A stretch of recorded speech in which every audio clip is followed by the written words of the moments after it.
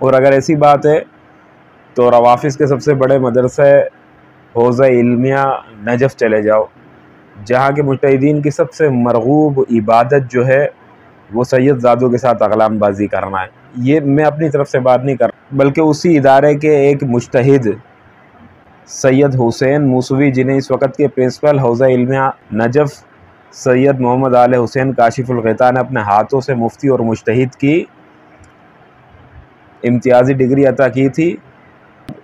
انہی کی کتاب للہ ثم للتاریخ کشف الاسرار و تبریۃ الائمۃ الاطہار کی صفحہ نمبر 52 سے شروع ہونے والے ایک واقعہ، اور اس کے بعد حوزہ علمیہ نجف اشرف میں شیعہ کے کبار مجتہدین اور مراجع کے ہاتھوں حوزہ علمیہ میں تعلیم حاصل کرنے والے نابالغ بچوں کے ساتھ ہونے والے واقعات پڑھ لیجئے۔ اب بتائیں کہ حوزہ علمیہ جو سب سے بڑا ایک تعلیمی ادارہ ہے،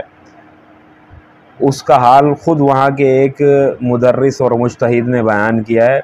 اس مجتہد کو اس کتاب کے لکھنے کی وجہ سے مجتہدین نجف نے قتل کروا دیا تھا،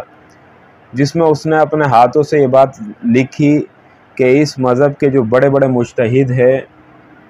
ان لوگوں کا سب سے جو مرغوب ترین مشغلہ ہے وہ کیا ہے کہ وہ سید زادوں کے ساتھ، جن کو یہ آل رسول کہتے ہیں، ان کے ساتھ اقلام بازی کرنا، ان کے ساتھ برا فعل کرنا، بدفعلی کرنا۔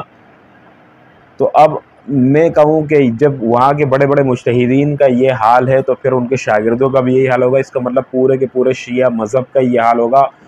اور آپ کا بھی اللہ یاری صاحب، شاید آپ بھی انہی مدارس کے اندر پڑھیں، میں کہوں کہ آپ کو بھی کسی نہ کسی نے آپ کو بھی اس چیز کا شکار کیا ہو، تو پھر یہ کہاں کی عقل مندی ہوگی، کہاں کی ہوشیاری ہوگی۔ تو یہ میں ایک کی بات کو لے کر یا ایک ادارے کی بات کو لے کر پورے مذہب پر چسپاں کر دوں، یہ بالکل بھی صحیح نہیں ہے۔